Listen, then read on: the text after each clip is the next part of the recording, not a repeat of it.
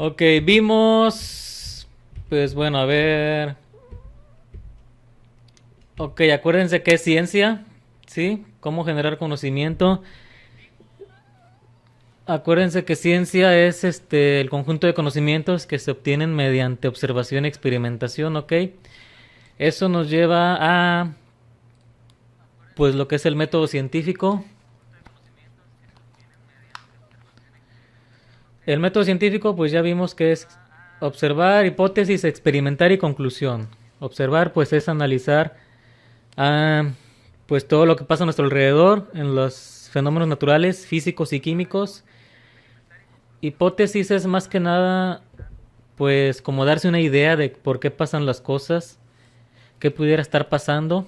En base a esas teorías, hacer experimentos para tratar de simular lo que pasa en la naturaleza y si funciona y es repetitivo y pueden establecer una ley de cómo funcionan las cosas, se obtienen las conclusiones. Y de ahí pues ya se obtienen lo que son la ley de la gravedad, ley de la inercia, ley de la gravitación universal y todo ese rollo, ¿ok? Así es como generamos conocimiento. Es un círculo que se repite una y otra vez, ¿sí? Observar, preguntar, experimentar conclusiones y seguir aprendiendo, ¿ok? Vimos que el conocimiento se divide en áreas de estudio. Ahí tienen el famoso diagrama donde viene la clasificación de la física. Ah, bueno, pues este es nada más de aprenderse a grandes rasgos, ¿verdad? Que tenemos física clásica, que fue antes de todo lo que es el descubrimiento del átomo. Ahí es lo que es mecánica. Mecánica estudia los movimientos de los cuerpos. Se divide en lo que es dinámica y cinemática. La dinámica estudia los movimientos de los cuerpos sin saber quién los provoca. La cinemática y mecánica ya estudia lo que son los movimientos conociendo quién los provoca. Ahí es donde vamos a usar todo lo de fuerzas y todo ese rollo en el segundo parcial. Y pues vibraciones y ondas, solo que es vibraciones, ondas como transmisiones de radio, transmisiones de movimiento de olas, comportamientos senoidales, repeticiones, etcétera. Electromagnetismo, pues ya lo vieron, electricidad y los imanes y cómo se están interrelacionados, que con electricidad provocas campos magnéticos y con campos magnéticos puedes provocar electricidad. Tenemos óptica, que es todo lo relacionado a la luz, láseres, cristales, refracción y reflexión de las cosas. La moderna, pues está más fácil, mecánica cuántica, que es los movimientos de los átomos y de las partículas subatómicas. Física nuclear, que se estudia la radiación. Y la relatividad, que son los cambios en espacio-tiempo a nivel atómico, ¿ok? Y pues ya, a grandes rasgos es eso. Vimos, de ahí siguió tipos de energía. ¿Qué más? No sé, pregúntenme algo que quieran saber, ¿eh? Tenemos pues, ¿qué es la física? Acuérdense, es muy importante, que es la ciencia natural que estudia propiedades de la materia, la energía y el espacio. Todo eso lo tienen en las presentaciones. A grandes rasgos estudia los fenómenos físicos. ¿Cuáles son estos? Los que no hacen un cambio a nivel atómico de las cosas. Por ejemplo, cortar un papel, el ciclo del agua. Pasas de hielo a vapor o de vapor a agua, pero sigue siendo agua, o sea, no cambió. Golpear cosas, mover cosas, etcétera. Todo lo que es la luz, un arco iris, ¿qué más? Un rayo es magnetismo, o sea, son cosas físicas. Y pues ya. ¿Qué más? ¿Qué más? Ok, ¿alguna duda hasta ahorita? El electromagnetismo, Sofi, es el área de la física que estudia los comportamientos de los electrones y de los campos magnéticos.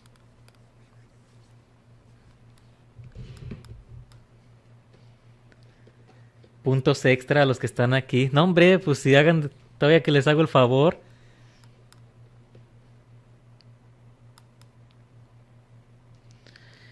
Ok, tenemos 23 visitantes en el chat, en la clase, 24, 25.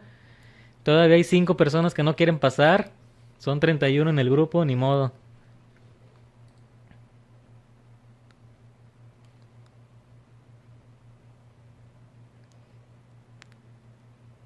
Mándenme más ahí likes y corazoncitos, se ve chido.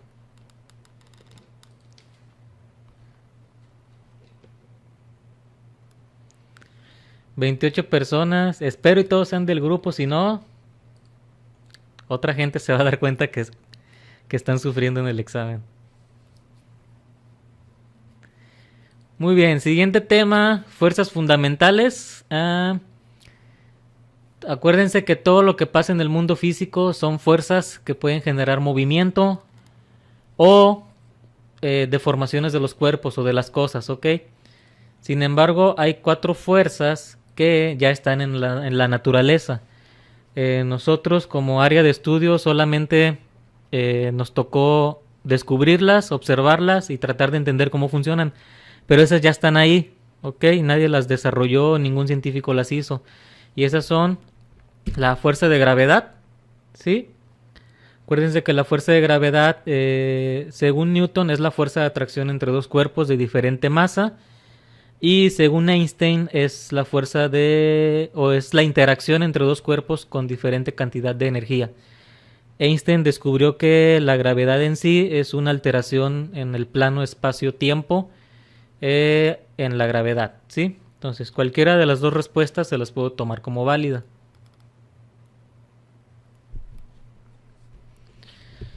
El electromagnetismo igual, ya está en la naturaleza, ¿sí? Hay electricidad estática, que es cuando están los cuerpos cargados, electricidad, los rayos, cualquier movimiento en campos magnéticos produce electricidad. Incluso hay campos magnéticos ya como el de la Tierra. Recuerden que la Tierra tiene un núcleo de fierro. A través de la lava y su movimiento genera un campo magnético, lo que nos da la facilidad de que las brújulas apuntan hacia el norte.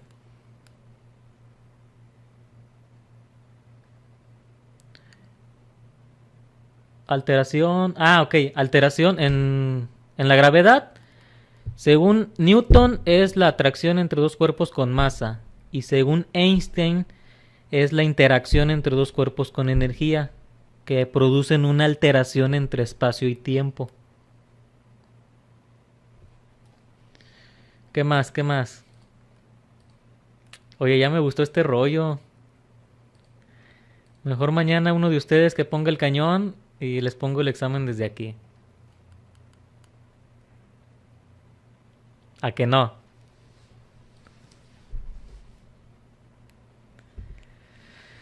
¿Qué más? Ok. Faltan las nucleares. Otra fuerza que ya está en la naturaleza es la nuclear débil. A grandes rasgos es la desintegración atómica o de las partículas subatómicas de algún elemento radiactivo. Eh, Aquí dice causa un tipo de desintegración del núcleo del átomo. Los átomos radioactivos son inestables como el uranio, el plutonio, que por sí solos el elemento genera una radiación, es muy peligrosa. La radiación solar también se considera como interacción débil. Y tenemos la nuclear fuerte. Esta fuerza es la que mantiene unidos el núcleo del átomo. ¿Ok? Esta, digamos que no se percibe a grandes rasgos hasta que una fuerza externa separa o intenta separar el núcleo del átomo.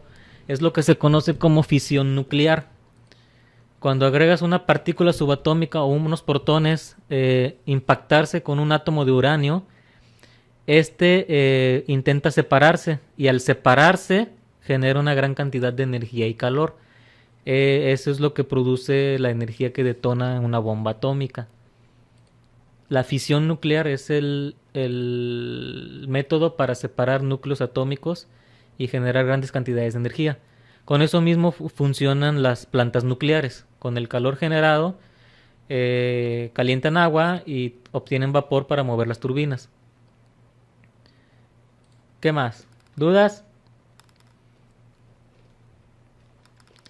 Nada, nada, nada. 38 personas, éjele, ya hay más gente.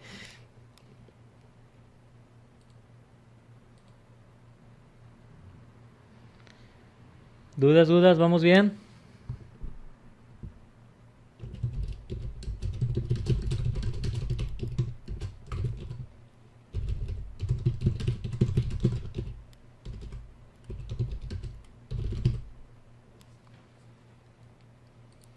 ¿Alguna duda? ¿Nada? Comenten.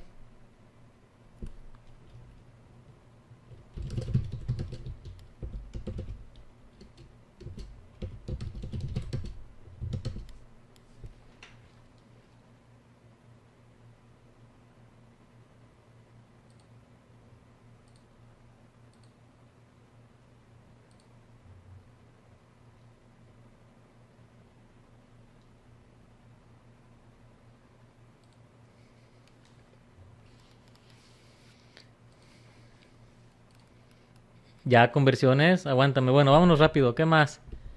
Pum, pum, pum. Am, ok, muy bien. En el mundo físico hay cambios físicos, cambios químicos y cambios de movimiento. La energía.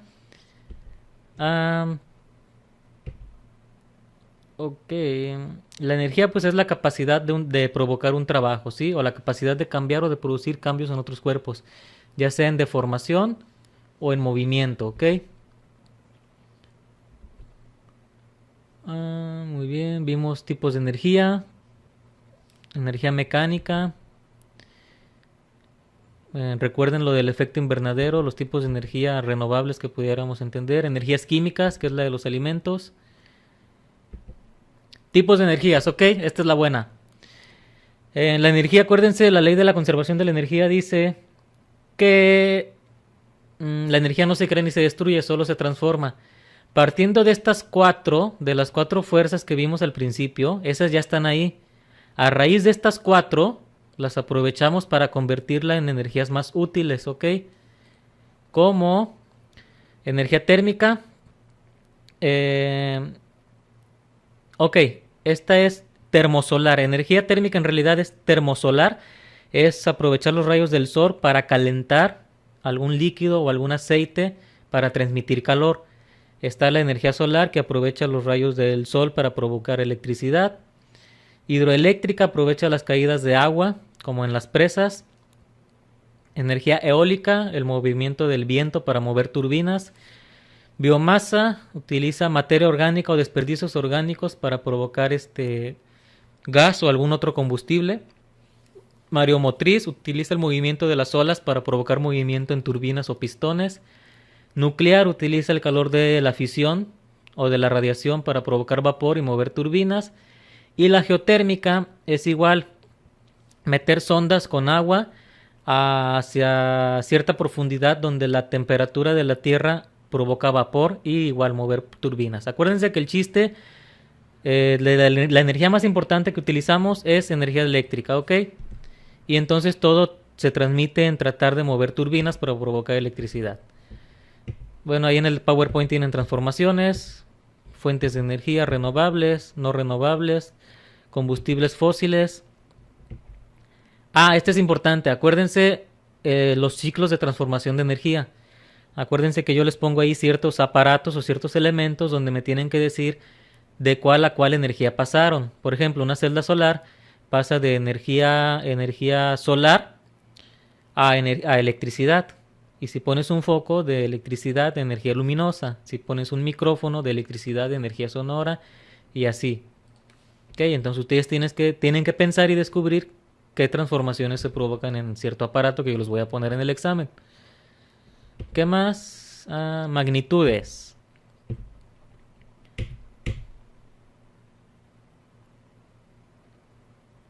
El chiste en magnitud. Ok, sabemos que todos los fenómenos físicos necesitamos poderlos medir. ¿Para qué? Para poderlos controlar y mejorar y aprovechar a nuestro beneficio. Ahí es donde surgen las magnitudes físicas, ¿ok?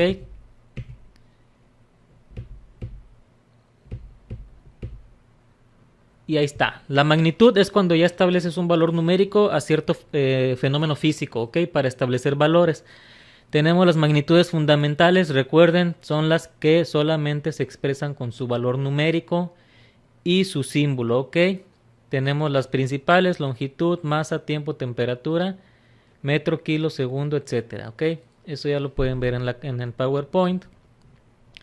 Tenemos magnitudes derivadas. Cuando ya multiplicas o divides ciertas magnitudes para obtener, por ejemplo, velocidad, que es metros, y tiempo, aceleración, que es cambio de velocidad por tiempo, fuerza, que es mover un peso cierta distancia en un tiempo determinado. Ya utilizas más de dos magnitudes fundamentales y se producen las magnitudes derivadas, ¿ok? Como metro sobre segundo, kilogramo por metro, etcétera. Ok, recuerden que como antes no había mucha comunicación entre los continentes, ciertas culturas establecieron su sistema de medición y en Estados Unidos se estableció otro, ¿ok? Que es el sistema internacional y el sistema inglés. Entonces, para una misma magnitud, podemos tener unidades en el sistema inglés, por ejemplo, en metro, en pie para longitud, y en el sistema internacional es el metro. Para masa, en el internacional es kilos y en inglés son libras, ¿ok? Y si se fijan, la unidad fundamental es el pie.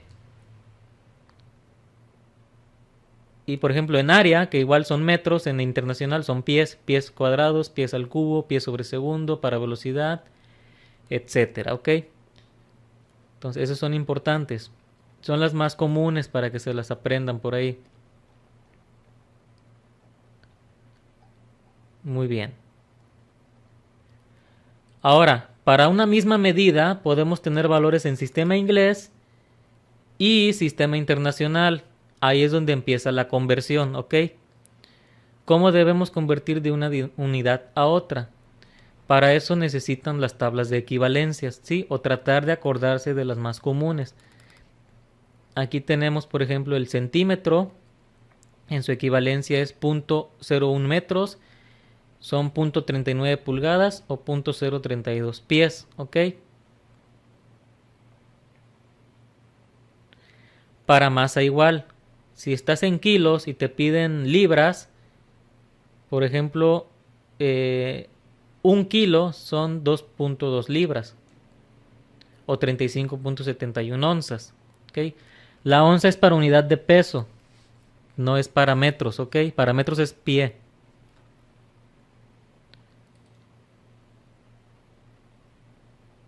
Muy bien, entonces tenemos este ejemplo. Nos piden 60 kilómetros por hora a metros por segundo.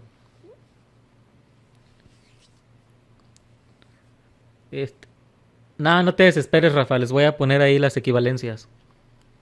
Si de por sí está bien feo el examen. Son 4 hojitas, para que no se espanten.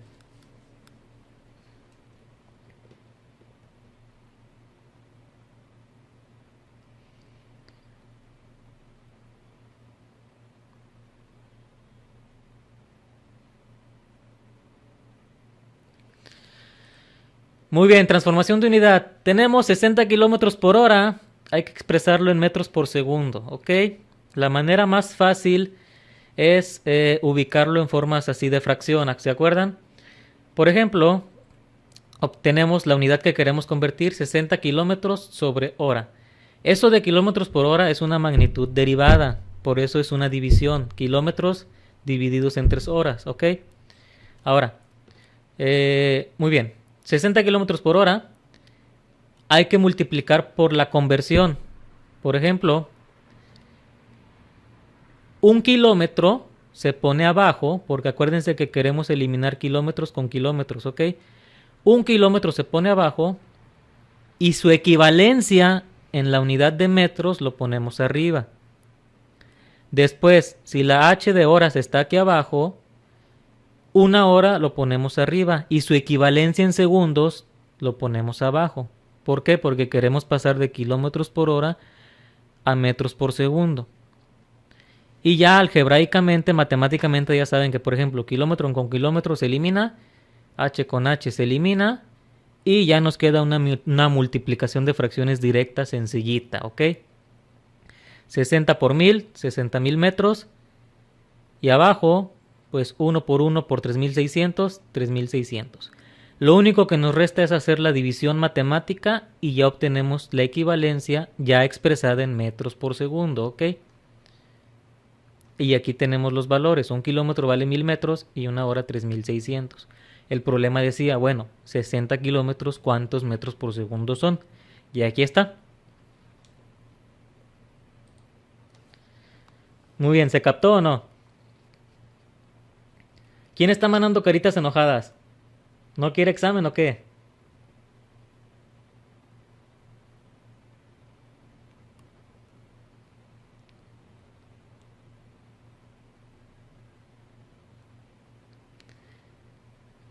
A ver, Rafa, que no captaste, ¿dónde te atoraste?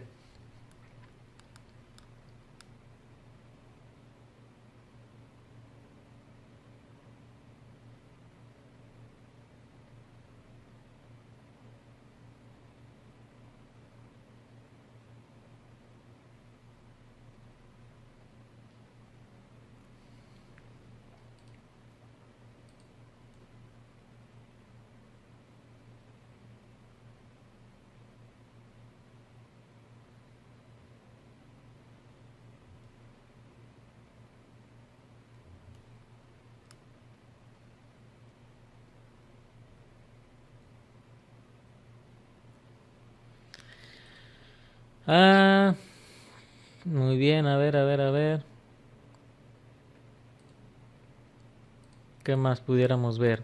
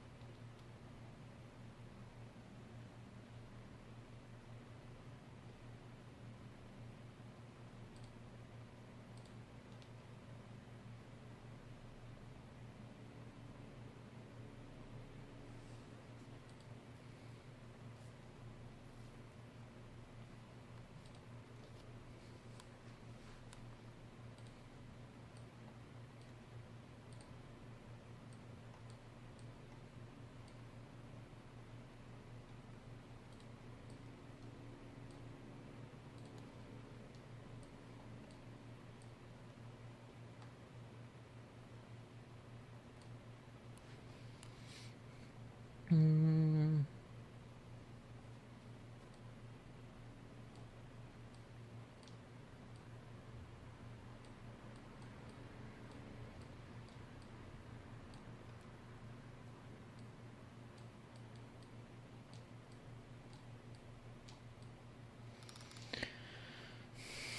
muy bien, a ver, vamos a hacer 15 metros por minuto a pie sobre segundo.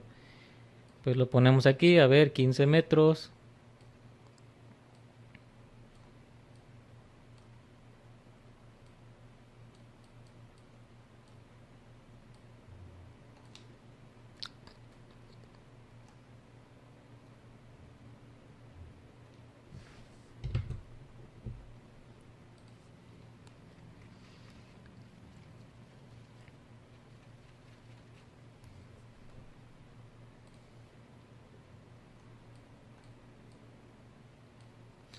Ponemos el metro abajo, su equivalencia en pies, 3.28 pies.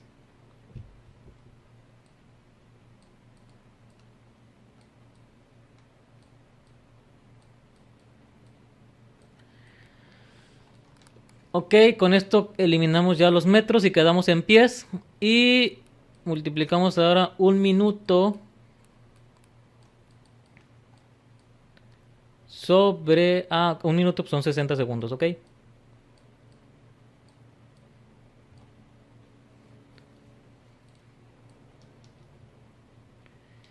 Ya tenemos ahí la expresión, ¿ok? 15 metros, un metro su equivalencia en pies, un minuto su equivalencia en segundos. Y pues ya podemos multiplicar, ¿ok? 15 por 3.28, 49.2.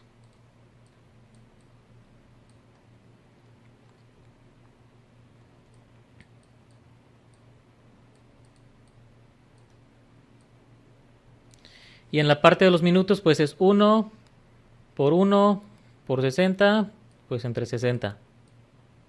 ¿Ok? Y pues ya nada más hacemos la división.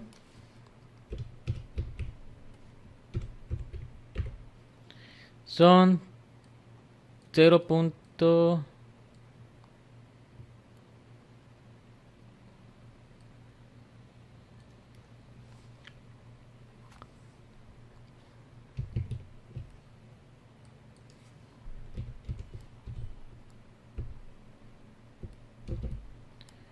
Es 15 por...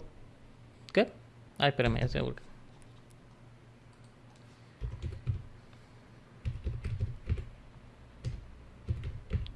0.82 pies por segundo, ¿ok?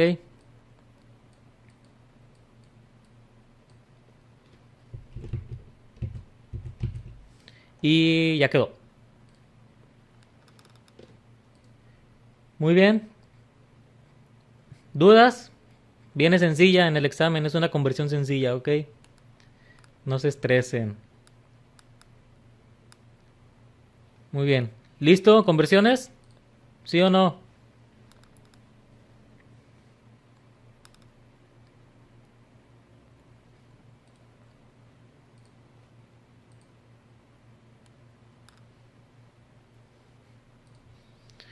Muy bien, yo les voy a dar las equivalencias, no se estresen. ¿Qué más? Pues los ejemplos. Vimos, ok, principios de metrología. Medición. ¡Ay!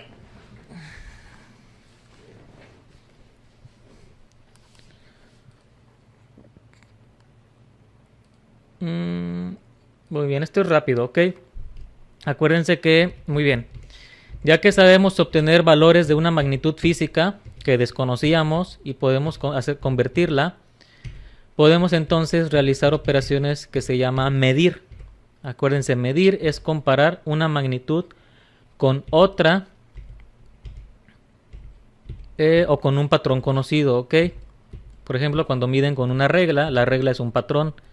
Cuando miden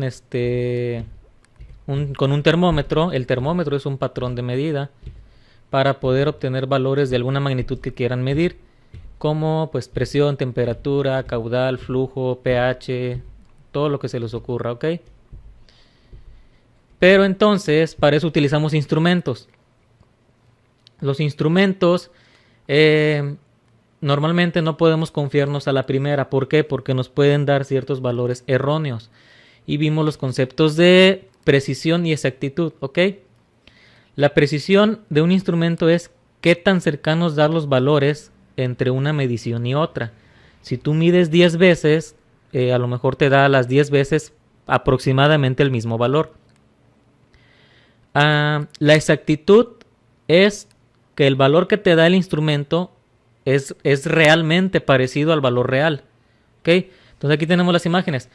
Un instrumento te puede dar los mismos valores, que tiene buena precisión, pero nada que ver con el valor real que estás midiendo. Entonces no tiene exactitud. Recuerden, no es lo mismo precisión que exactitud. En el segundo ejemplo vemos que ninguna de las dos, ni siquiera es preciso entre una medición y otra, y nada que ver con el valor real.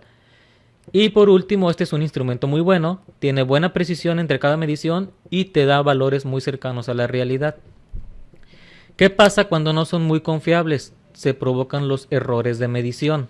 ¿Ok?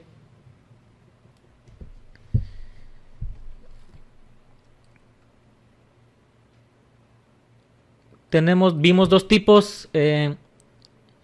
Error sistemático son errores que pues ya vienen de fábrica. A lo mejor algún elemento no fue bien diseñado, ya fue por desgaste, había una falla tal vez en la fabricación del instrumento que ya no se puede cambiar, o sea, ya viene así el instrumento y es un error sistemático.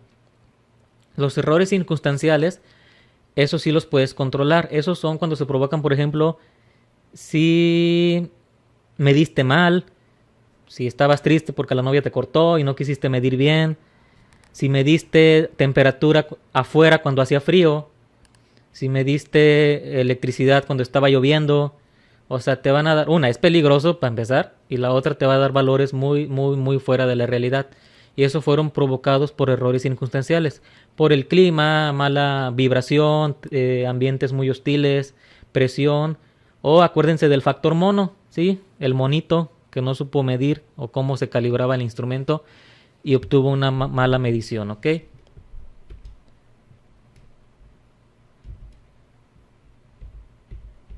Muy bien. Para eso, a la hora de medir, tenemos que utilizar ciertas equivalencias o fórmulas para obtener aproximaciones en la medición de un error.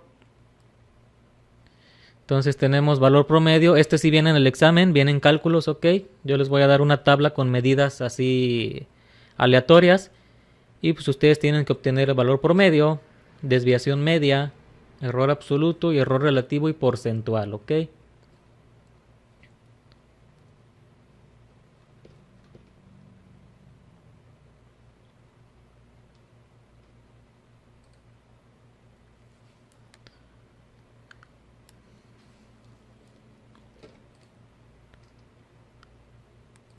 Muy bien. Yo les recomiendo hacer una tablita como la de la tarea, donde, digamos, en este caso, 5 alumnos tomaron una medición de longitud. Obviamente cada quien midió diferente y obtuvieron 5 valores diferentes. ¿Qué tenemos que poner aquí en media? Pues el valor promedio, la suma de todas las medidas entre el número de medidas, ¿ok? El error absoluto se obtiene de el valor medido menos el valor promedio. El error relativo de cada una, es de cada medición, es el error absoluto que ya sacaste entre el valor promedio. Y el error porcentual es el error relativo que ya sacaste por 100, ¿ok? Y la desviación media es el promedio de los valores absolutos. Con eso ya puedes tú expresar un error, por ejemplo, en este caso, no sé, pudiera ser 2.90 centímetros más menos la desviación media, ¿ok?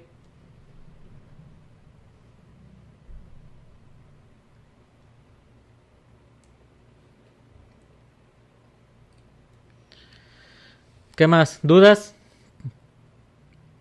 ¿Dudas de notación científica? ¿Alguien o no?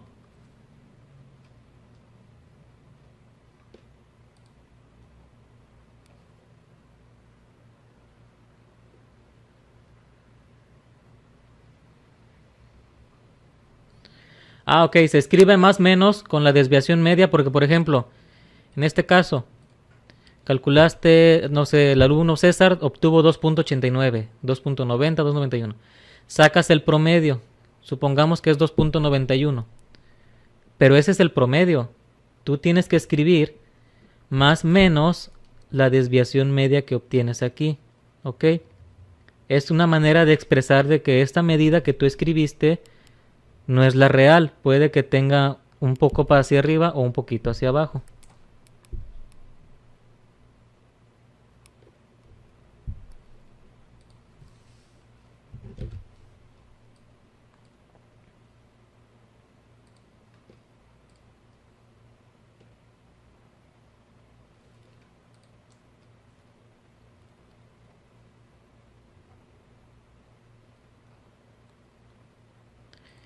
Muy bien, notación científica. La notación científica es cuando utilizamos números muy grandes o extremadamente pequeños, ¿ok? Para eso recurrimos a exponentes con base 10 o con el número 10, ¿ok? Entonces, por ejemplo, tenemos aquí este primer ejemplo. El número 5000, expresado en notación numérica decimal normal, pues lo expresamos así, 5 y 3 ceros, 5000, sin ningún problema. Pero expresarlo en notación científica es que tienes que expresarlo utilizando múltiplos de 10 o exponentes de 10. Por ejemplo, si en este caso el número 5000 tiene 3 ceros, sería lo equivalente a expresarlo como 5 multiplicado por 10 3 veces. O expresado ya en potencia mejor o más claro, 5 por 10 a la 3. ¿Ok?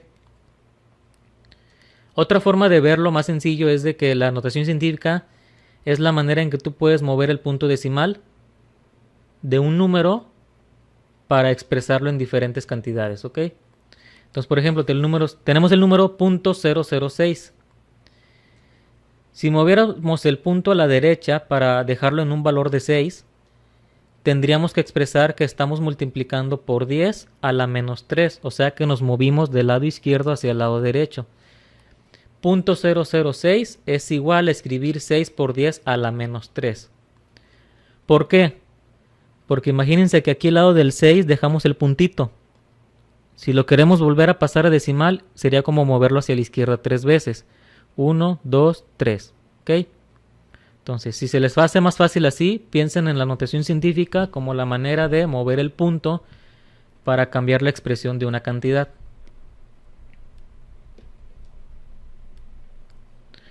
Otro ejemplo, 84.000. Si le bajamos 3 lugares el puntito, lo podemos poner como 8.4 por 10 a la 4.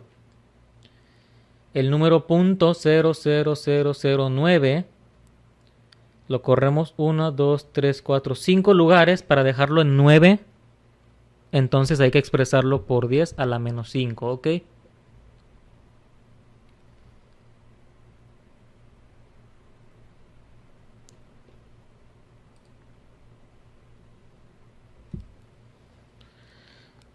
¿Otra duda? ¿Qué más de notación científica? Ok. La notación científica también nos va a servir para poder escribir los prefijos, ¿ok? Los prefijos es otra manera de expresar una cantidad o una magnitud física. Por ejemplo, si tienes 1000 gramos, lo puedes expresar como 1 por 10 a la 3 gramos, o sea, en notación científica.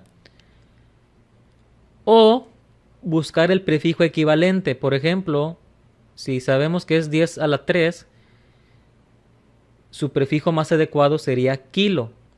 Entonces puedes decir 1000 gramos o kilogramo, ¿ok? Los más comunes van a ser 10 a la 3, que es kilo, 10 a la 6 mega, 10 a la 9 giga y 10 a la 12 tera.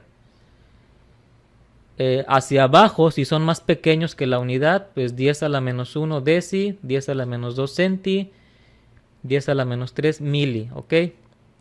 Micro y nano son los más comunes, ¿ok?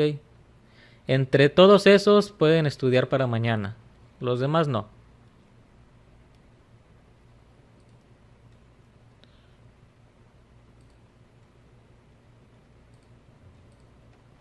Bueno, ya vimos transformaciones, notación científica, medición, precisión.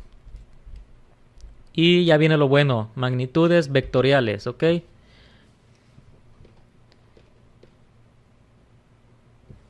Muy bien, ¿alguna duda de lo que hemos visto ya para entrar a lo bueno?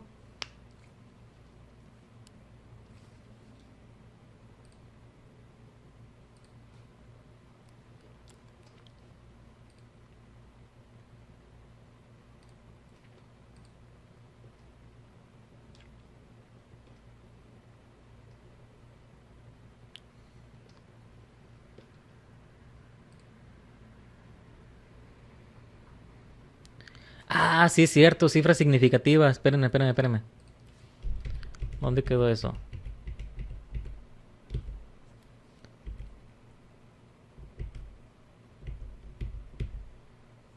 Aquí está. Cifras significativas, cuando tú expresas una cantidad, por ejemplo, haces una medición de voltaje o de temperatura y tienes, no sé, 127 grados. Cuando ya lo expresas, ya expresaste un valor numérico, una magnitud y su magnitud física, que en este caso son grados. Bueno, los números que utilices se llaman cifras significativas. ¿Cuáles son esas? Son los números o las cifras que realmente te dan información, ¿ok? Por ejemplo, aquí tenemos esta tablita, no sé si la alcanzan a ver.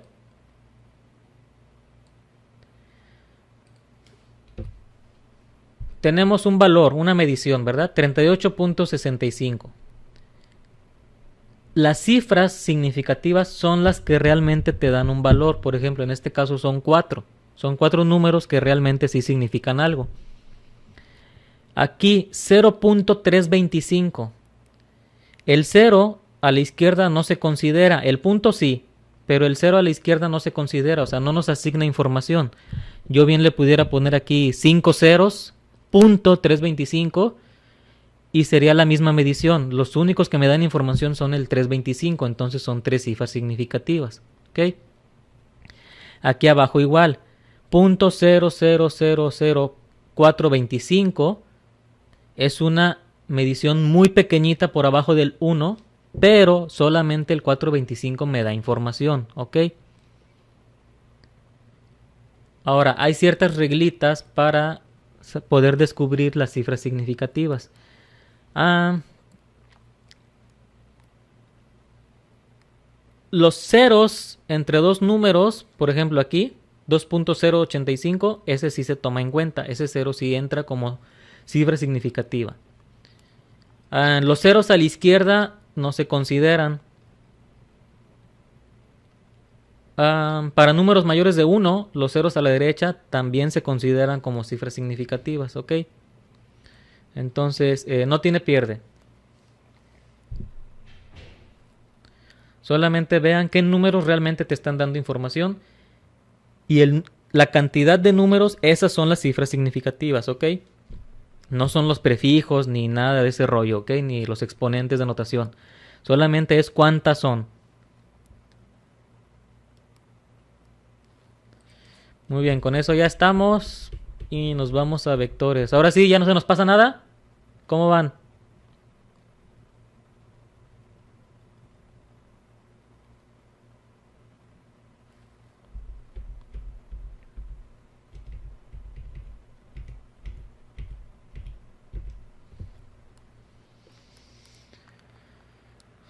Ah, muy bien, ¿ya están listos para vectores? Ok. Bueno, resulta que cuando hacemos una medición o expresar algún valor de un fenómeno físico, utilizamos magnitudes, ¿ok? Tenemos dos tipos, magnitud escalar, que esa es solamente la que expresa el valor numérico o la cantidad de la medición y sus unidades correspondientes, por ejemplo, 5 metros o 20 grados, ¿ok? O 10 kilos. Entonces, son unidades o magnitudes que solamente utilizan una escala de medición y no necesitas más información. El detalle es que hay ciertas magnitudes como la velocidad, la fuerza, aceleración, desplazamiento, en donde, por ejemplo, el desplazamiento. ¿Quieres saber cuánto te desplazaste de un lugar a otro? No es lo mismo a longitud. Longitud es cuántos metros. Eso sería una magnitud escalar. El desplazamiento es, ok, me moví 30 metros, pero hay que decir hacia dónde. Entonces, una magnitud donde ya dices hacia dónde va y en qué sentido, se llama vector. ¿Ok? Un vector se expresa como con una flecha, donde el punto es el punto de origen. La magnitud o el tamaño de la flecha sería la cantidad o el tamaño del vector. La punta de la flecha es el sentido hacia dónde va. Y la dirección es el ángulo, ¿ok? Vamos a trabajar con ángulos. Un vector se puede expresar ya sea con plano cartesiano, coordenadas rectangulares, ángulos o puntos cardinales, ¿ok? Norte, sur, este y oeste. Aquí tenemos la presentación. Entonces, cuando hablemos de puntos cardinales, vamos a orientarnos en el plano cartesiano, ¿ok? Tenemos lo que es el norte, sur, este y oeste, ¿ok? Esos serían nuestros puntos cardinales. Recuerden que el norte pues serían 90 grados, el este 0 grados o el origen, el oeste 180 y el sur 270, ¿ok? Entonces, si yo te digo, vamos a caminar 50 metros hacia el norte, quiere decir que estamos trabajando con un ángulo de 90 grados. Si te digo, vamos a caminar hacia el noreste, a secas, no te doy nada más, estamos hablando de 45 grados, ¿ok?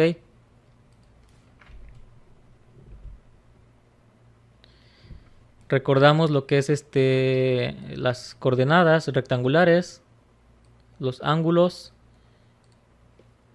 Recordamos también los cuadrantes. Acuérdense que el plano cartesiano se divide en 4 cuadrantes. Dependiendo el valor de las X o de las Y, vamos a saber en qué cuadrante estamos. Entonces, por ejemplo, si tienes un valor de X positivo y Y positivo, estamos en el primero. Si estamos en X negativos y Y negativos, estamos en el tercero. X positivos y Y negativos estamos en el cuarto, y así sucesivamente, ¿ok? Siempre considerando el plano cartesiano con las coordenadas polares, o sea, los ángulos, ¿ok? Desde el 0 hacia el 360 es una vuelta completa.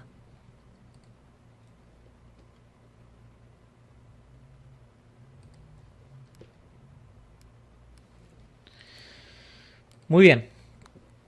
Para trabajar con vectores necesitamos obtener los ángulos suplementarios. ¿Qué es esto? Dependiendo del cuadrante en el que estés y el ángulo que te están dando más cercano al origen, es como podemos obtener el ángulo suplementario. Entonces, por ejemplo, si estamos en el primer cuadrante, no hay pierde. El ángulo que te indiquen, ese es el que vas a trabajar. Por ejemplo, 30 grados o 60 grados. Si te indican, por ejemplo, 30 grados al norte del oeste, o sea, fíjate bien, voy a subir 30 grados hacia arriba, hacia el norte. ¿De quién? Del oeste. ¿Ok? Esos 30 grados me están dando la inclinación desde el oeste. Lo que yo necesito es el ángulo desde el origen. Y si estoy en el segundo cuadrante, pues es simplemente los 180 grados que tengo aquí menos los 30 que me indicaron en el problema, ¿ok? Si estamos en el tercero, pues son los 180 más el ángulo que te indican en el problema, ¿ok? En el cuarto son los 360 de la vuelta menos el ángulo que te indicaron. Con eso obtenemos el ángulo suplementario para poder trabajar los problemas de vectores. Por ejemplo, aquí en este ejemplo, a ver quién contesta primero. ¿Cuál es el ángulo suplementario de 25 grados de este primer diagrama? ¿Quién lo escribe primero?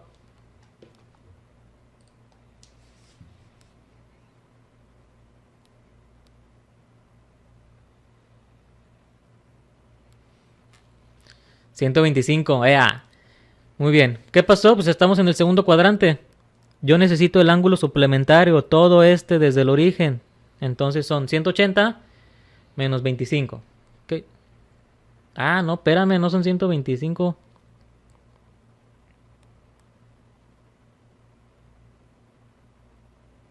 Nada más réstenle, chavos. 180 menos 25. Wendy ya le pegó. 155, exactamente. Desde el origen acá, 155. A ver, saquen el segundo. Son 45 grados al sur, desde el oeste. ¿Cuál sería el ángulo completo?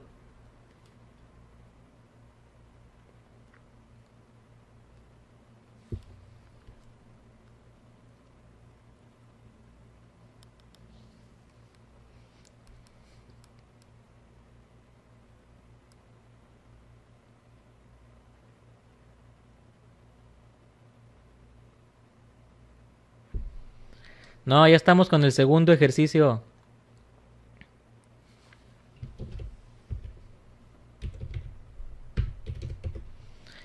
$2.25, muy bien. Estamos en el tercer cuadrante.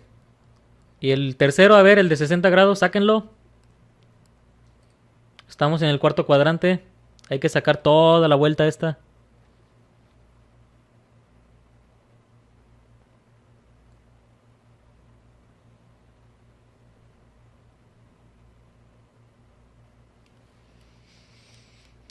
¿Por qué me están llenando de caritas malas? ¿Qué onda?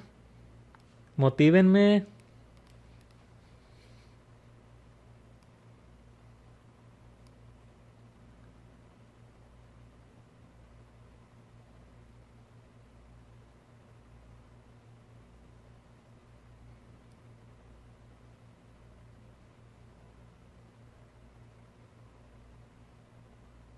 No, no son 320. Si toda la vuelta son 360 y ya tenemos 60, nada más nos falta todo este de acá, son 300, ¿ok? Muy bien. Vimos tipos de vectores, esto es nada más teoría general. Vectores coplanares cuando están en el mismo plano de acción. Vectores colineales cuando están en la misma línea de acción, ¿ok? vectores angulares cuando entre un vector y otro hay un ángulo de inclinación, ¿ok? Ahora, dato importante, acuérdense. En el plano cartesiano, cuando dibujemos vectores, los vectores hacia la izquierda se van a considerar negativos y hacia abajo también negativos, ¿ok? A la hora de hacer suma vectorial, consideren bien la dirección del vector. Si va hacia atrás o hacia abajo, en contra de los demás, se van a poner como negativos, ¿ok?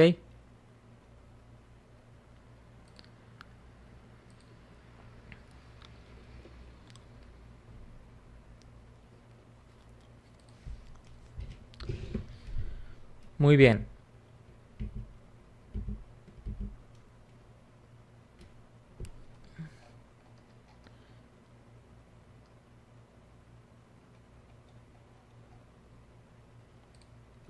Vámonos con los más fáciles. En el caso de los vectores colineales, por ejemplo, estos cuates de aquí están jalando un carrito.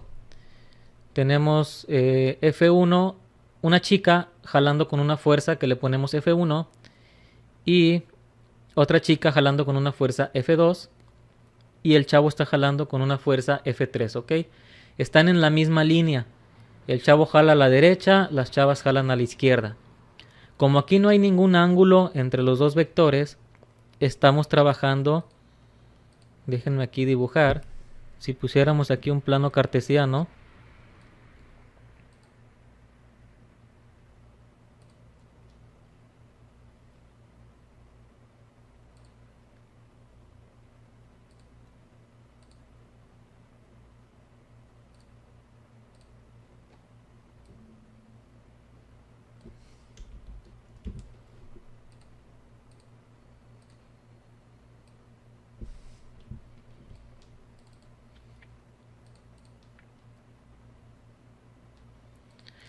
ok, si expresamos ahí un plano cartesiano, tenemos que la fuerza del chavo va hacia la derecha con una fuerza de 500 newtons. Las chicas están jalando, la güerita una fuerza de 300 newtons, la morenita una fuerza de 250 newtons. Ahora, necesitamos obtener el vector que va a resultar de todos ellos, o lo que conocemos como vector resultante. ¿Qué tenemos que hacer? Una suma nada más. Pero ojo, aquí es lo importante. Si las chicas están jalando a la izquierda en contra del chavo, las vamos a poner con signo negativo, ¿ok? Porque están en contra. Entonces, ¿cómo nos va a quedar aquí el problema? Pues tenemos menos 300 newtons, menos 250 newtons, que son las chicas, más 500 newtons, que son del chavo. Nos va a dar en total un vector resultante de menos 50. ¿Qué quiere decir? Que las chicas ganaron. ¿Ok? Le ganaron al chavo por 50 newtons y se está moviendo hacia la izquierda. Así se suma sencillo y rápido cuando son vectores colineales. Lo mismo si son en el eje de las 10. Si estás cargando algún peso o si están subiendo algo con una cuerda. Eso te va a generar un vector de tipo colineal y se suma normal. Sí, es una suma aritmética. Nada más recuerden que los que van hacia abajo y a la izquierda se ponen negativos. Ok, los chidos son los vectores angulares, estos. ¿Qué pasa cuando ya tienes una fuerza o un desplazamiento o algo así con ángulo de inclinación? Si se fijan, la manera de sumar estos en las X y en las Y es bien fácil. Solo sumas las fuerzas en X y las fuerzas en Y. Eso está bien fácil, ¿ok? Bueno, pues si esto está tan fácil, nos conviene hacer así los vectores angulares. Entonces, necesitamos convertir los vectores que están en ángulo, pasarlos a tipo colineal. ¿Cómo se hace eso? Con la descomposición de vectores. ¿Sí? Como ya vimos que es más fácil sumar las X y las Y con las Y, pues vamos a transformarlos en eso. Tenemos un vector, por ejemplo, aquí ya con un ángulo establecido. Vamos a imaginarnos que este más o menos tiene 30 grados, ¿ok? necesitamos descomponerlo así. Imagínense que alguien jaló a la derecha y alguien jaló hacia arriba, lo que provocó un pequeño desplazamiento que sería el vector original.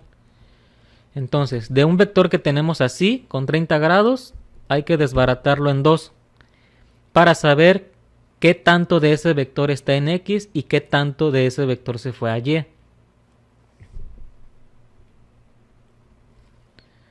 Entonces, ese es el chiste de todo este rollo, pasar de aquí a acá. Para eso hay que recordar un poquito de trigo, donde si se fijan ya esta figurita pareciera un triángulo rectángulo, perdón, ¿ok? Donde uno de los ángulos son 90 grados. Resulta que hay funciones trigonométricas que relacionan todos esos lados entre sí, ¿ok? Imaginemos que partiendo del ángulo que ya tenemos, imaginémonos que esta altura es la cantidad del vector en las y. Ahora, ¿qué nos relaciona este cateto? Si ya lo vemos como un triángulo rectángulo, este es el cateto opuesto al ángulo. Y el de la X sería el cateto adyacente a este ángulo. Si lo vemos ya como un triángulo, entonces este flecha roja sería nuestro vector, o que también conocemos como hipotenusa. Entonces tenemos relacionados ángulos, cateto opuesto, cateto adyacente y la hipotenusa. Y resulta que hay funciones que relacionan entre sí. El seno del ángulo es la razón del cateto opuesto entre la hipotenusa. Y aquí está. El coseno es el cateto adyacente entre la hipotenusa y la tangente del ángulo es el cateto opuesto entre el cateto adyacente, ¿ok? Entonces ya estamos viendo un vector que estaba así, lo estamos ya visualizando como un triángulo rectángulo.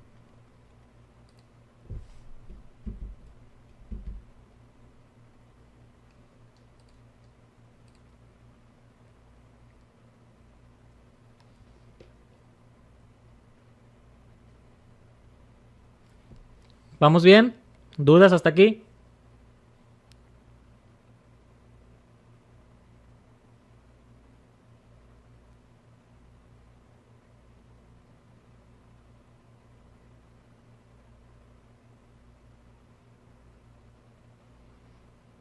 Muy bien, muy bien. Entonces,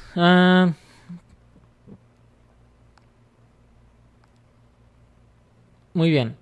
El chiste aquí es utilizar esas funciones trigonométricas para obtener las componentes del vector. Entonces, este es otro ejemplo, a ver si lo alcanzan a ver bien. Voy a hacer más grande. Aquí tenemos un vector que se va a llamar vector B. Es este, de aquí en medio. Tiene un ángulo o una dirección. Muy bien.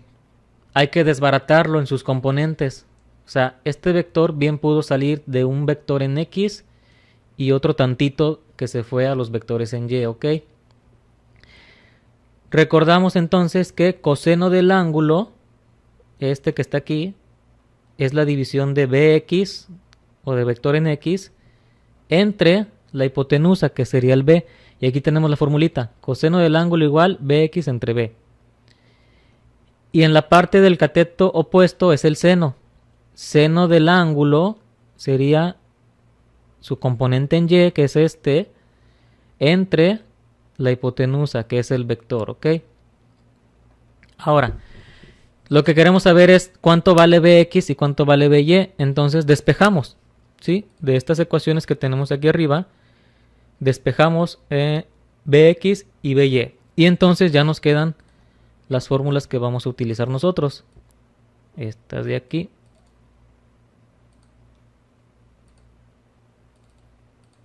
Ah, ya las tapé, espérame, ahí está.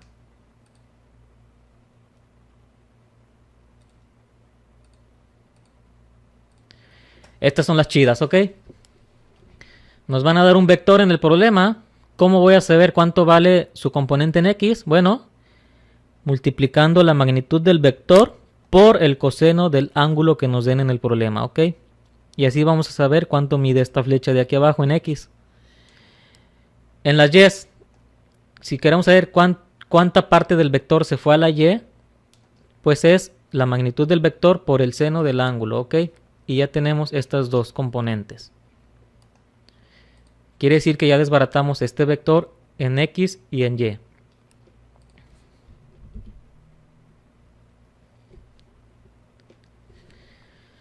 Y aquí tenemos este ejemplo.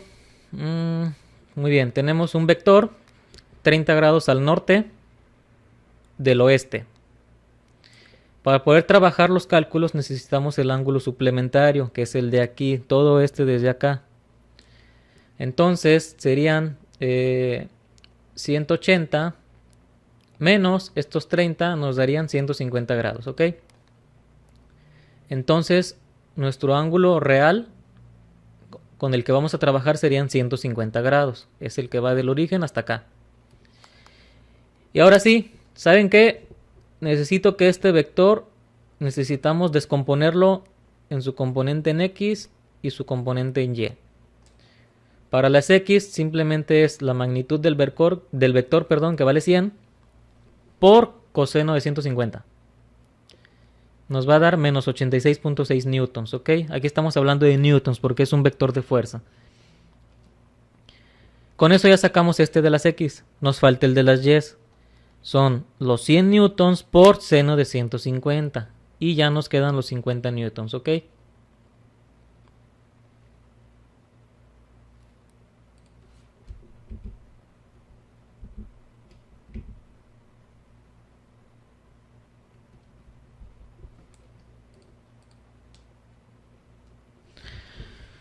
Muy bien, a ver, calculen ustedes las componentes. Saquen las componentes de una fuerza de 200 newtons a 45 grados.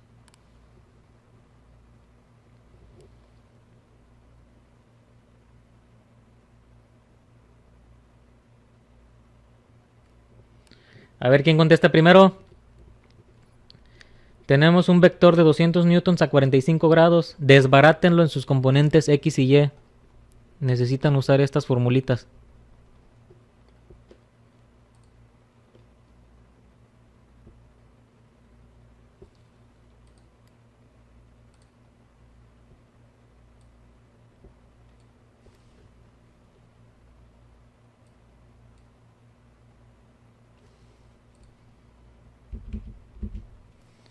Ciento 141.42, ¿ese de cuál es?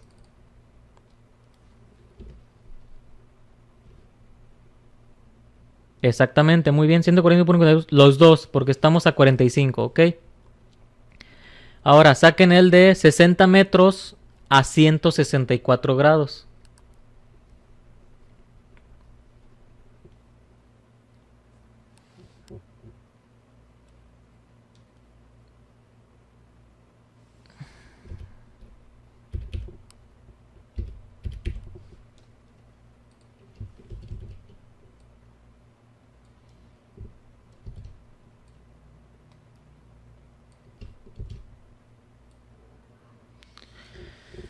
A ver, tenemos un vector de 60 metros, este es un desplazamiento, a 164 grados, ¿ok? Recuerden las formulitas. Ok, menos 57, ¿ese cuál es, Isaí?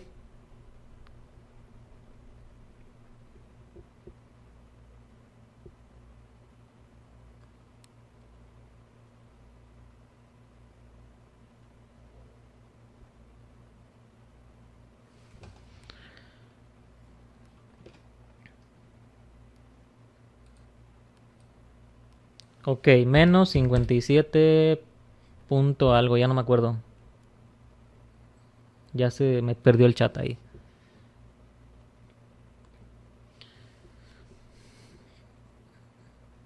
A ver, ayúdenme. Menos 57 punto qué en X, ¿cuánto quedó?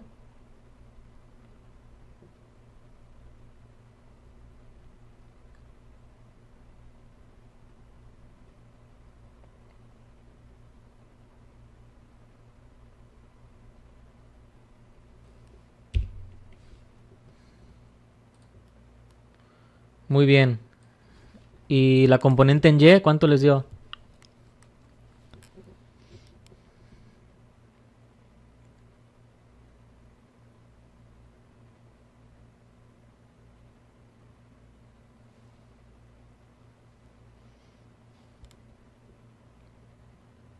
Ok, menos 16.53.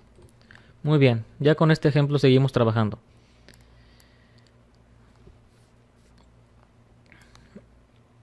Ok, y ahí está. Aquí sigue lo siguiente.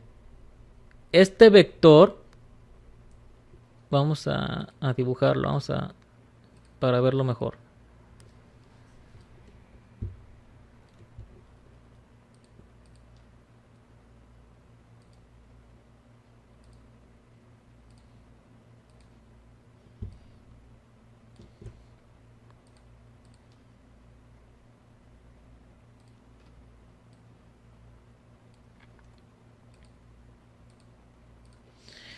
Dice 60.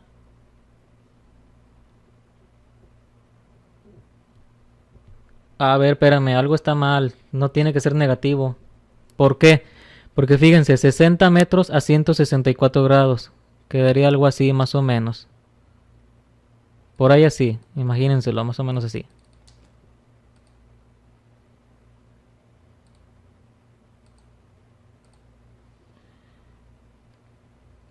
Exactamente. Ok, teníamos este vector 60 a 164, ok. Lo desbarataron ahorita en X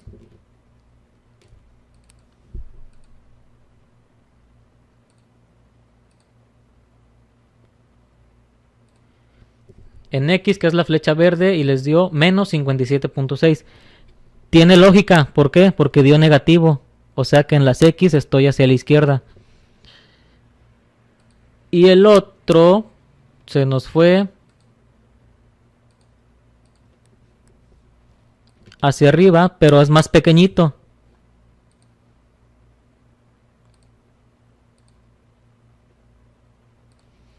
Ahí está. Ya tenemos las X, que son el verde y salió menos 57.6, y el moradito, que son 16.53. Positivo, ¿por qué? Porque va hacia arriba. Entonces, tiene sentido, o sea, tiene lógica. ¿Sí? Las X salió más grande, quiere decir que este vector jaló más fuerte hacia el lado izquierdo negativo, y un poquito hacia arriba nada más. 16.53.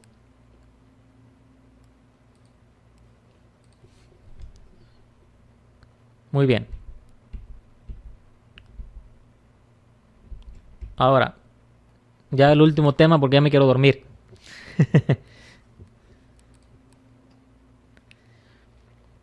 Hasta ahí vamos bien. Nadie se atoró con descomposición de vectores.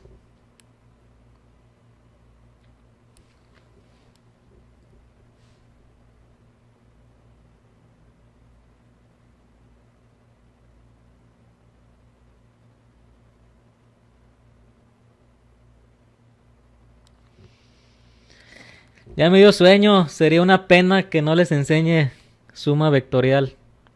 El último tema.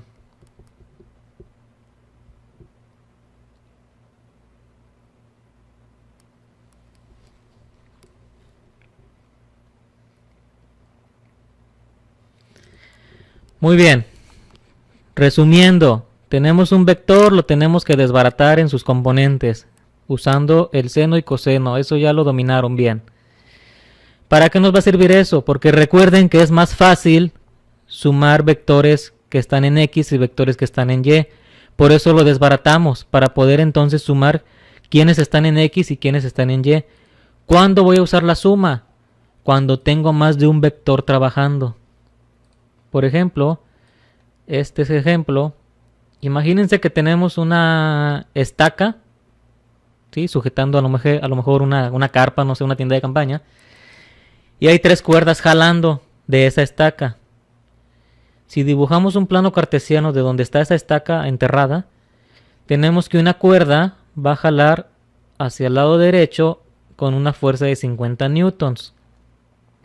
Otra cuerda va a jalar con una fuerza de 40 con un ángulo de 40 grados al norte, pero del oeste, ¿sí?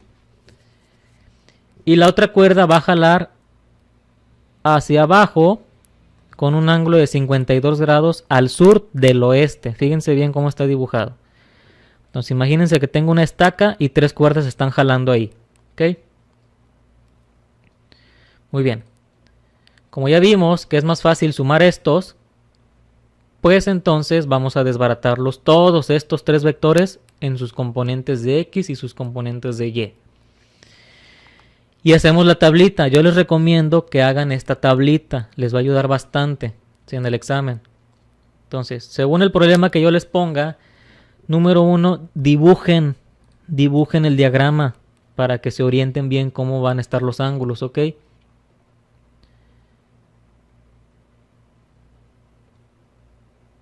Y empezamos a llenar la tablita. Tenemos el vector A, su magnitud pues son 50, del B 40 y del C 60, ¿ok? Ahora, su dirección, su ángulo. En el caso del vector A está directamente en 0 grados, entonces pues 0 grados. En el caso del vector B, nos dieron el ángulo que va del oeste. Nosotros necesitamos el suplementario, el que parte desde el 0 hasta acá. Entonces, si aquí son 180, le restamos 40. Este ángulo, el que nos falta, es de 140 y es el que escribimos aquí. Y el vector C mide 60 newtons y su ángulo completo desde el origen son 232 grados. ¿Por qué? Porque es media vuelta, son 180 grados, más los 52 que nos dijeron aquí. Ahora sí, hay que desbaratarlos todos por separado. Usando las fórmulas de seno y coseno, sacamos la componente en X del vector A. En este caso son 50. ¿Por qué? Porque no tiene ninguna inclinación. Todos los 50 newtons van completitos en X. Y en Y, pues 0. El vector B igual. Con el coseno del ángulo sacamos su fuerza en X, que en este caso es negativa. ¿Por qué? Porque va hacia la izquierda, fíjense. Y un poco de su fuerza se fue hacia la Y, entonces es positivo. El vector C igual, sacamos su coseno del ángulo, nos da negativo, y en las Y también nos da negativo, ¿ok? Ese se saca con el seno del ángulo.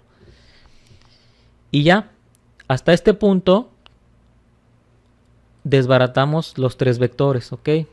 Hasta aquí.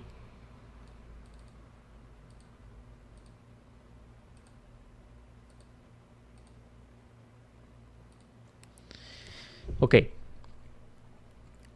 Ahora el chiste es sumarlos. Si ya tengo los tres componentes de los vectores en X y los tres en Y, pues los sumo. X con X y las Y con las Y, y nos va a dar dos componentes resultantes. Una componente en X y una componente en Y. En este ejemplo tenemos que el haber sumado el 50 más el menos 30 y el menos 36 nos dio una componente resultante de menos 17.57. Y en las Y nos resultó menos 21.57, ¿ok? Hasta aquí vamos bien lo que estamos haciendo. Desbaratamos los tres vectores y sumamos sus valores en X y sus valores en Y. Nada más. Hasta aquí vamos bien.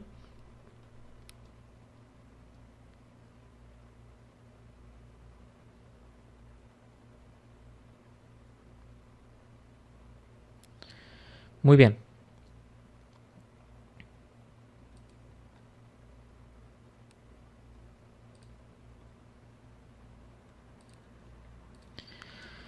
Ahora, si dibujáramos estos dos, el vector X y el vector Y, nos quedaría un gráfico así. O sea,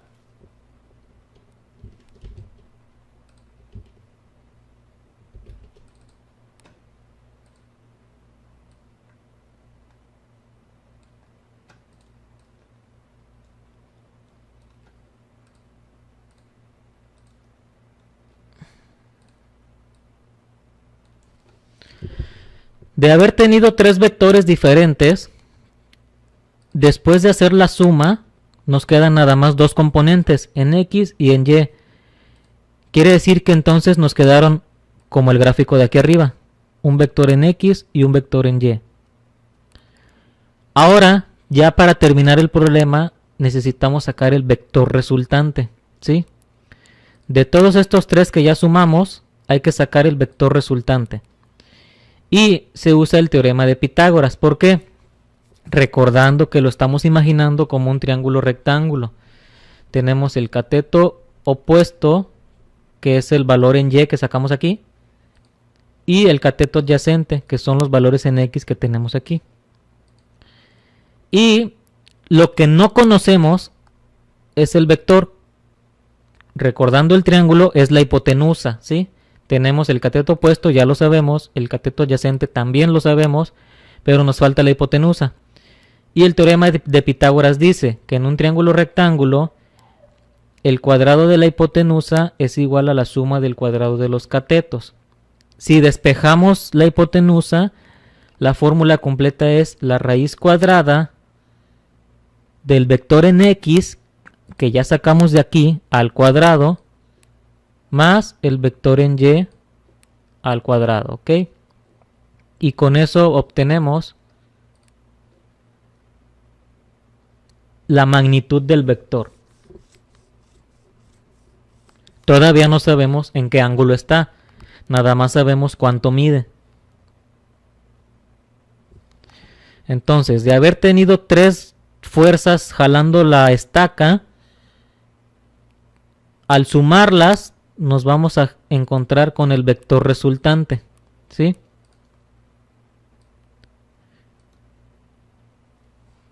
En otras palabras, véanlo así, el vector resultante es hacia dónde se movería la estaca si estas tres fuerzas la están jalando, o sea, hacia dónde se movería. Ese es el vector resultante. Y sustituimos la fórmula, ok, tenemos aquí componente en X, que ya lo sacamos, componente en Y, y sustituimos, ¿sí? La raíz cuadrada del componente en X al cuadrado más componente en Y al cuadrado, y nos va a dar la magnitud del vector, 27.82.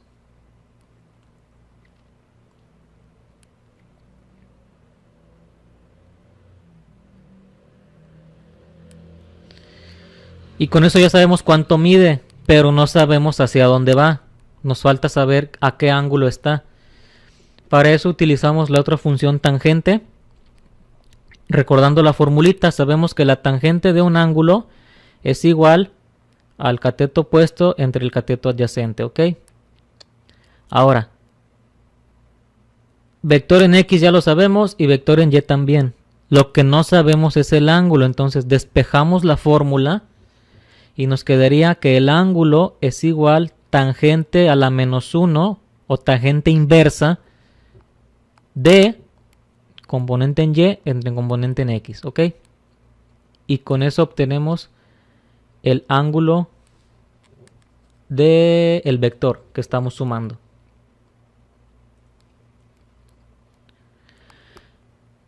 Ya casi terminamos, ¿ok? Entonces, teníamos tres vectores jalando de diferente ángulo. Primer paso fue desbaratar cada uno en sus componentes X y sus componentes Y. Tenemos un componente total de X y un componente total en Y. Esos lo metemos a la fórmula de Pitágoras y eso nos va a dar la magnitud del vector, o sea, qué tan grande es. Para saber a qué ángulo se fue, pues utilizamos el ángulo es igual tangente inversa de componente en Y entre componente en X, ¿ok? Ahora, ya para terminar, fíjense bien, tenemos que el ángulo dice 50 grados. Pero no sabemos a partir de quién. O sea, está bien, me dio 50 grados, pero no sé si es a partir del origen o a partir del oeste.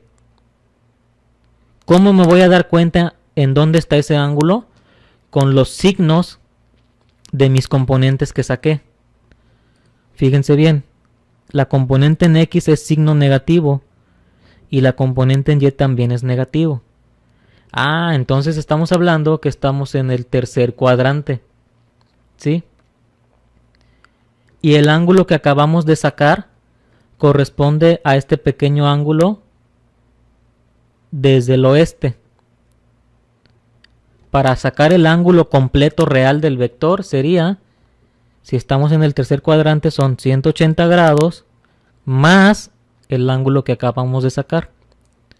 Y ahora sí, el resultado de este problema de las tres estacas es que no importa hacia dónde jaló cada una, al final la estaca se hubiera movido a 230 grados con una fuerza de 27.82 newtons. Y esa es la respuesta, ¿ok? Ese es el proceso de suma vectorial.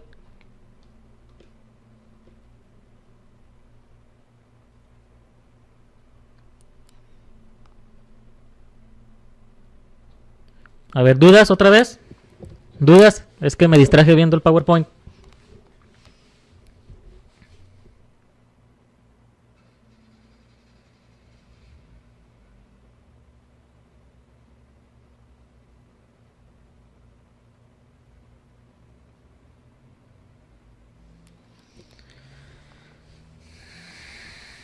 Ah, ok, va de nuevo.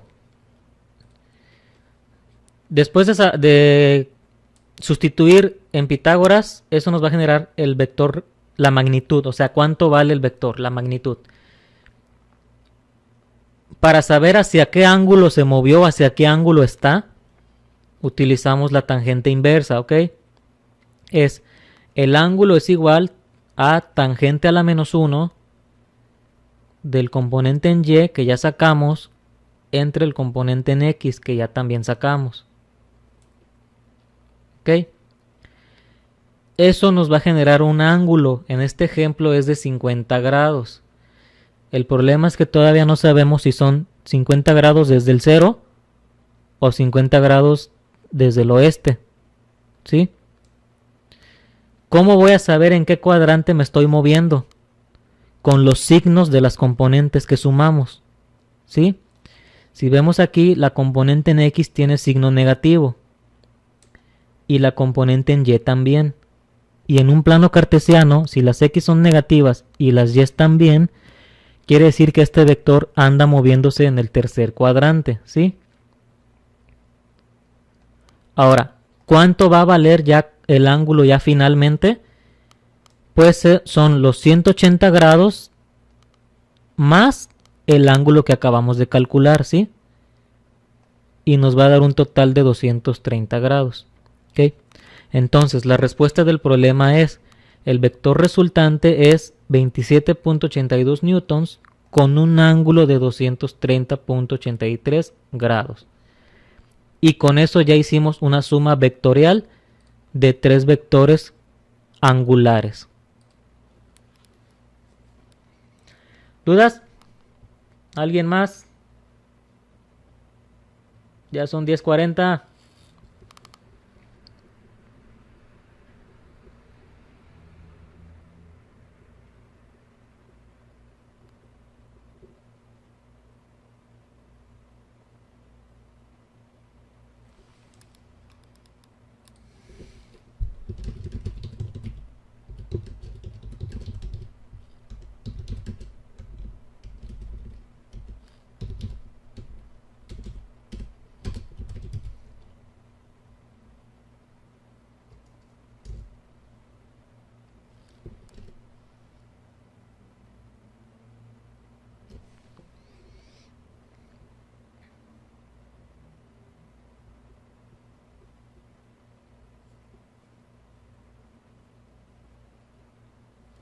Es y sobre x, tangente a la menos 1 de y sobre x.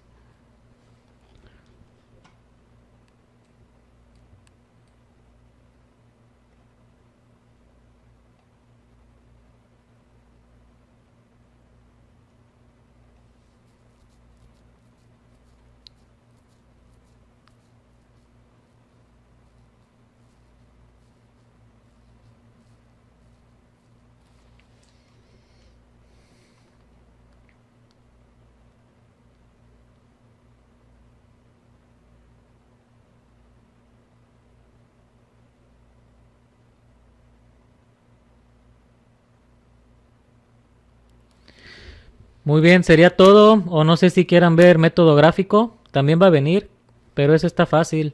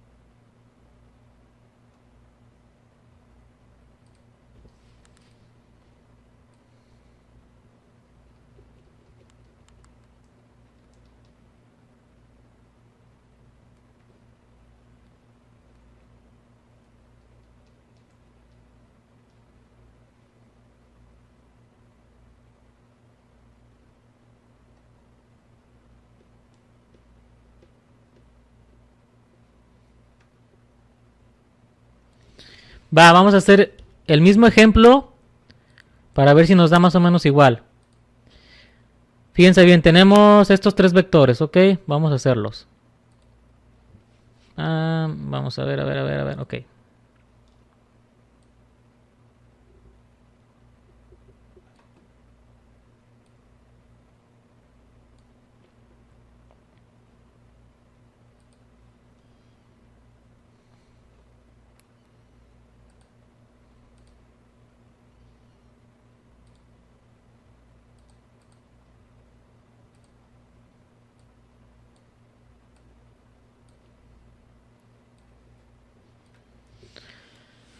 Ok, el método gráfico es, imagínate, tenemos estos tres vectores, ok. Queremos obtener su suma mediante método gráfico, ok, utilizando escuadra y transportador. Si no quieres batallar con senos y cosenos, pues lo puedes hacer con reglas y escuadras, ok. ¿Cómo se hace eso? Fíjense bien, tenemos tres vectores, los mismos, vamos a ver si nos da igual. El primer vector dice que vale 50 newtons a 0 grados, ok. Como vamos a dibujar, necesitamos utilizar una escala. Entonces yo voy a establecer que 10 newtons van a medir 1 centímetro, ¿ok? Entonces vamos a dibujar el primer vector. Espérame. Ok, en color rojo. El primer vector dice 50 newtons a 0 grados. Para mí serían 5 centímetros, ¿ok? Ahí está. Un poquito más grueso mejor. Ok, ahí está. 50 newtons, 0 grados. Ahora, vamos a dibujar el que sigue. Dice que tenemos un vector de 40 newtons a 140 grados. Acuérdense que parte desde el 0, 140 grados. Entonces ahora sí, donde terminó el primer vector, jalo mi transportador.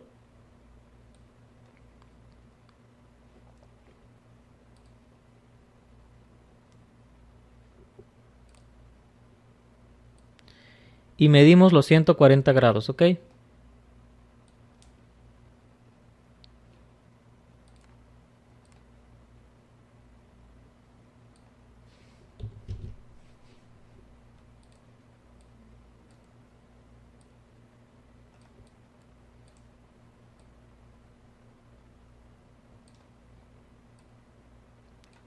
Y entonces trazas tu línea.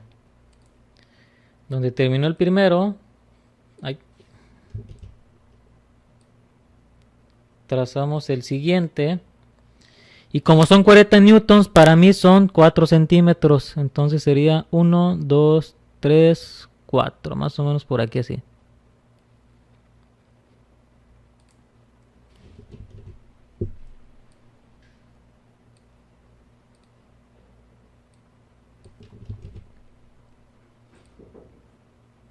Hey. No. Voy. Ya voy a terminar. Y ahí está, ya tenemos el segundo vector, ¿sí? 4 centímetros a 140 grados. Y por último, tenemos 60 newtons a 232. Entonces vamos a tomar el transportador y de donde terminó el segundo,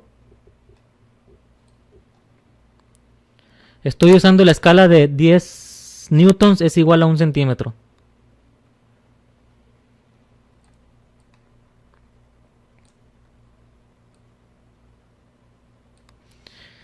Ok.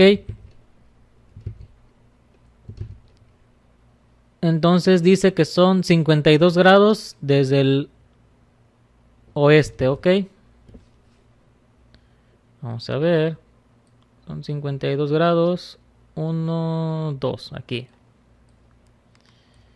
Y trazamos.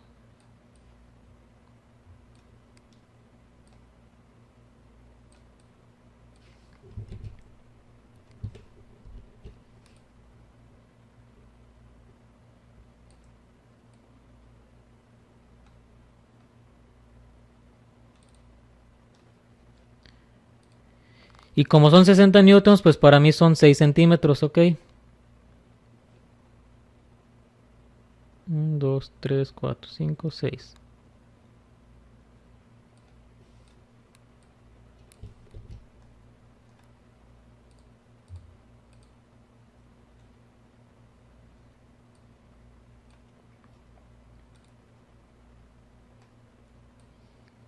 Dos, 3, 4, 5 y 6. Más o menos ahí.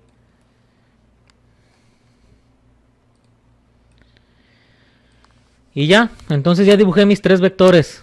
El vector A, 50 newtons, vector B, 40 newtons y el vector C, 60 newtons, ¿ok? Ahora, mi vector resultante, ¿cuál es? El que parte desde donde terminó el último al origen.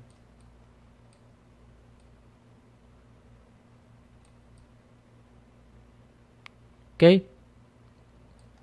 Este es mi vector resultante.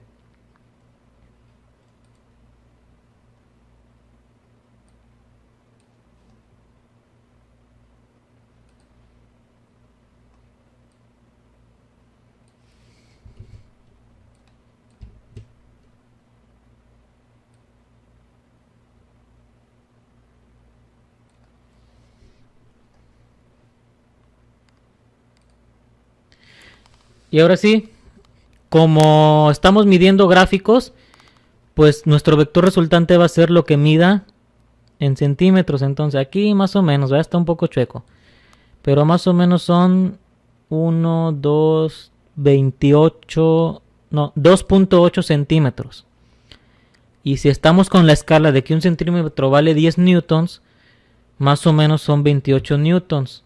Y el problema resulta que sí, o sea, analíticamente nos dio 27.82. Y gráficamente hay más o menos 28 centímetros, ¿ok? Y el ángulo, ¿cómo lo voy a sacar? Pues ya usamos el transportador, ¿ok? Ubicamos en el origen y checamos en qué ángulo está el vector, ¿ok?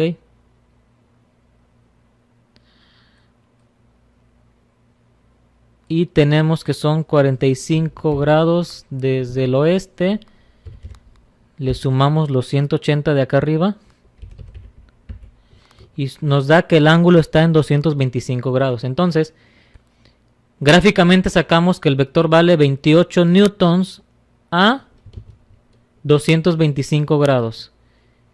Y en el problema, bueno, en el problema nos dio 230, entonces más o menos por ahí estamos. ¿A qué conclusión llegamos? A que el método gráfico, aunque si lo haces muy precisamente, te da muy buenos valores, no va a ser tan exacto y preciso como hacerlo de manera analítica, ¿ok?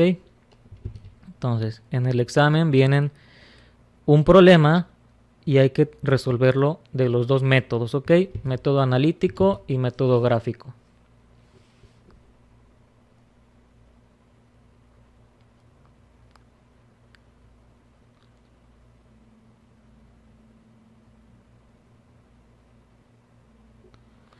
Ahora, si tienen un error como de 5 milímetros, pues está bien, ¿verdad? Pero ya si el vector son 200 y tú dibujaste 140, pues ahí sí está mal, está muy lejos del vector real.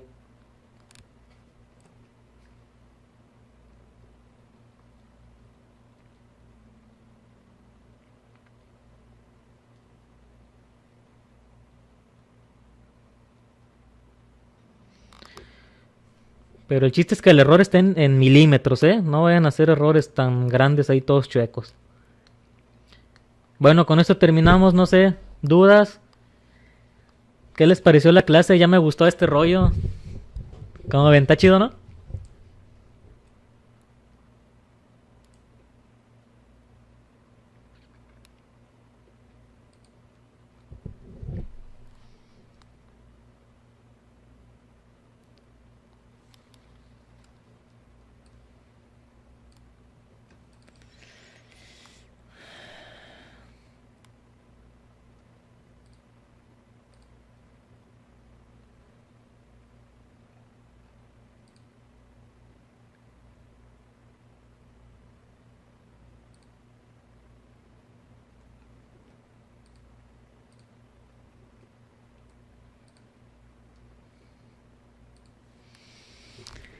Pero no se vayan a chiflar, nada de que ya no me pelan en las clases y van a esperar a que haga video.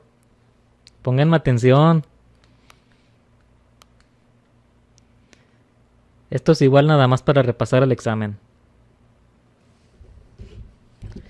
Igual voy a subir más de repente de algún tema medio difícil. Porque ya empiezan los buenos, ya empieza movimientos.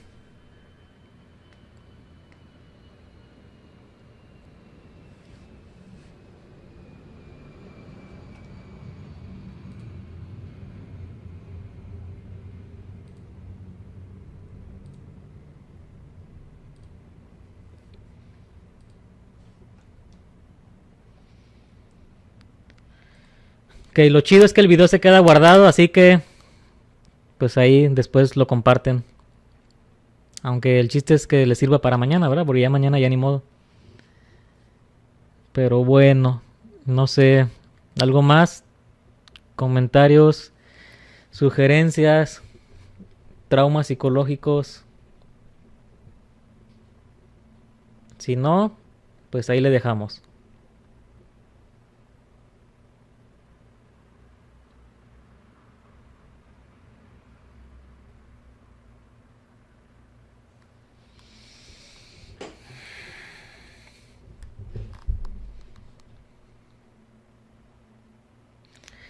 Bueno, que descansen, prepárense, ya no se estresen. Ya repasamos bastante. Duérmanse, descansen, porque mañana vamos con todo con el parcial, ¿ok? Bueno, hasta aquí le dejamos, nos vemos. Y échenle ganas para el segundo parcial, ¿ok? Bye.